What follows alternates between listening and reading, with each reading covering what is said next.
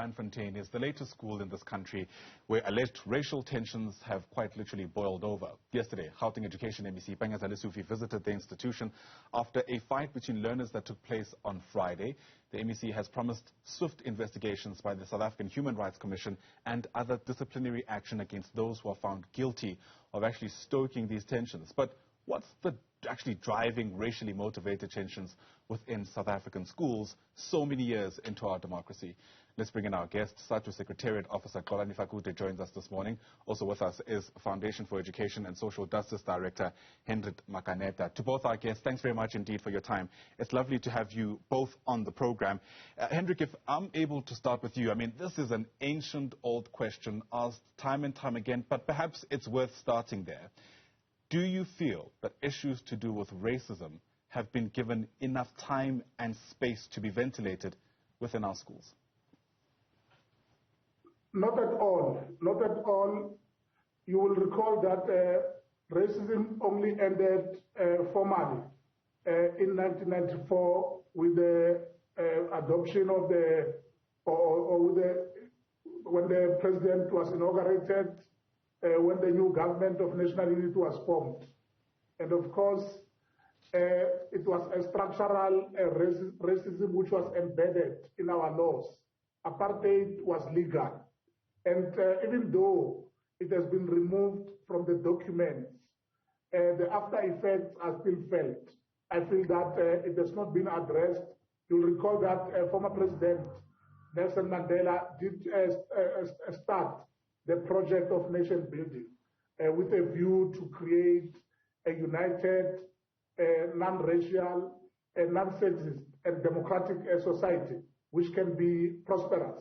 And I think that that view has not been taken forward in a more practical way by our authorities. That is why you still find that we have these elements of racial conflict, and not only in Jan Viljoen Hoërskool, but also in other schools where it might be hidden. And I think one of the problems that we have as society is to not be proactive. We wait for problems to arise and then try to resolve them. It is about time that we become proactive and go deeper. Fighting structural racism is not an easy thing because it is embedded in every form of society, and it will require that we engage both the perpetrator and the victim. You know, it must be taught even at school level. We must talk about it openly.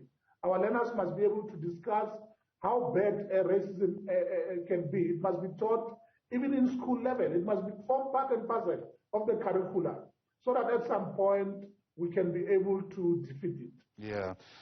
I guess some people might say that's already happening, but clearly not enough of it is taking place. Xolani, let me bring you into the discussion.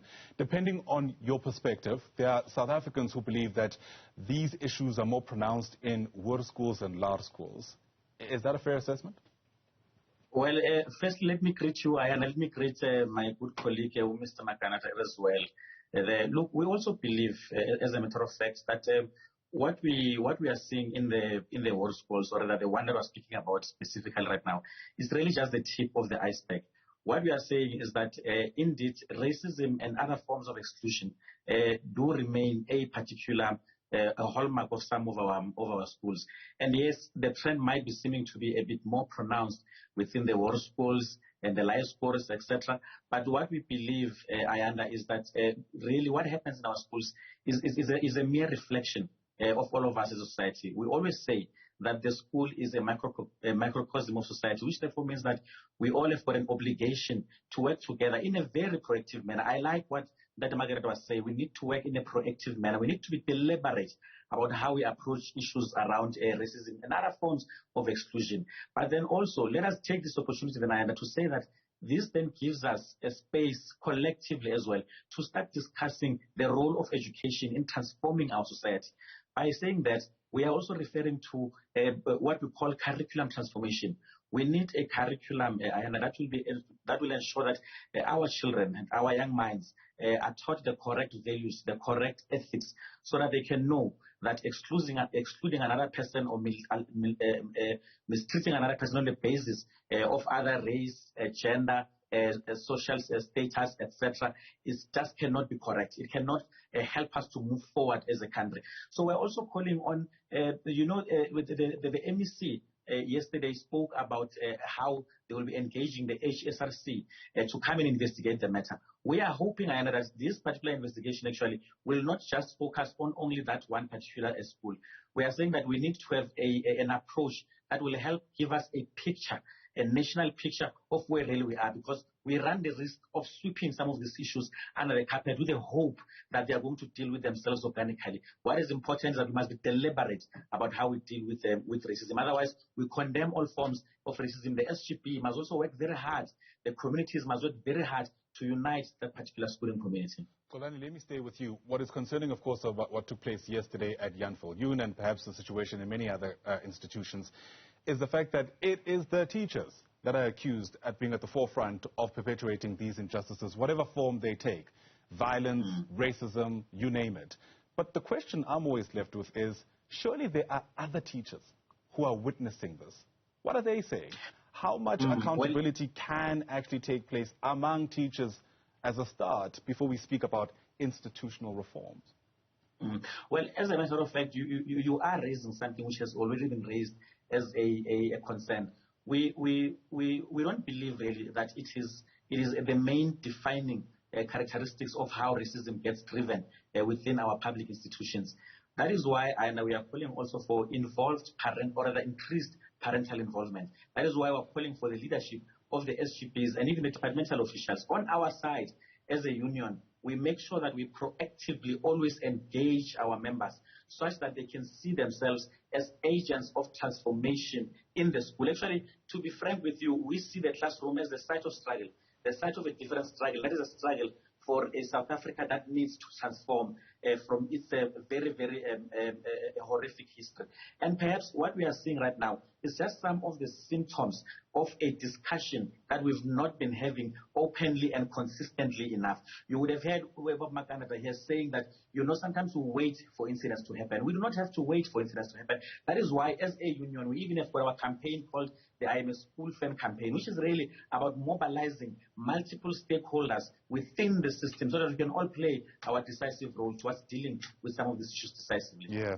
Hendrick, I couldn't help yesterday but notice while watching the situation as it unfolded here on Newzroom Afrika Channel 405, I couldn't help but notice how at some stage it felt like even when Lesufi was speaking, he was addressing largely the black parents and pupils. And perhaps there's nothing wrong with that. Perhaps there's a place for that. But do we have any chance of solving these issues unless there's buy-in from everyone involved? And I appreciate this is a difficult question because, quite frankly, what do you do in a context where, for instance, the white parents don't want to come to the discussion table and don't want to live in a context where we are all equal? Well, the challenges that face the country, the triple challenges of poverty, unemployment, as well as inequality in our society, continues to perpetuate this racial tendencies. I mean, if you look, you have just said that yesterday MEC Panyaza was addressing mainly black parents. And that is correct.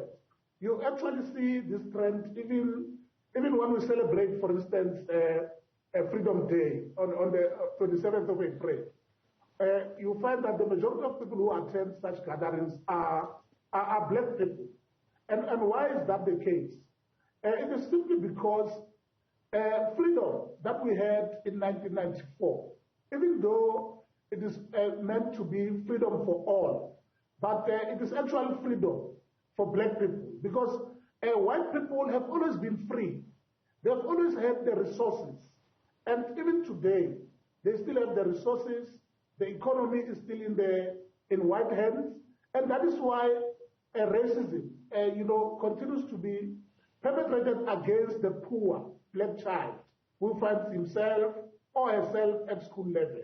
And until such time that government goes deeper to address these triple challenges of poverty, unemployment, as well as inequality, we will struggle to deal with racism, not only at school level, by the way, but in all other institutions, because this, as I've said earlier, It was structural racism that was embedded in every institution that we find in our country, be it universities, be it in private hospitals and so on.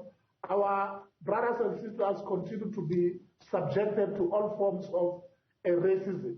And it is a power struggle between the rich and the poor. So you cannot take away wealth when you look at the issue of racism. And I think that apart from that, yes, we need institutions such as the South African Human Rights Commission to also step into the terrain of education with a view to eradicate all forms of racism. I've already mentioned the issue of making sure that it is thoroughly taught at school level and how dangerous this racism can be. Both black and white learners need to be actively involved, because whether we like it or not, there is no dustbin for a human being. We are stuck with these kids who have been taught by their grandparents about racism. They are here, they exist with us. And we need to really find a way of engaging them on a daily basis, if need be, about the topic of racism. No matter how you see it, I think most people will agree that no child should ever find themselves in a situation where they're battling these issues, not at least at school. Thanks very much indeed for both your time. Really do appreciate it.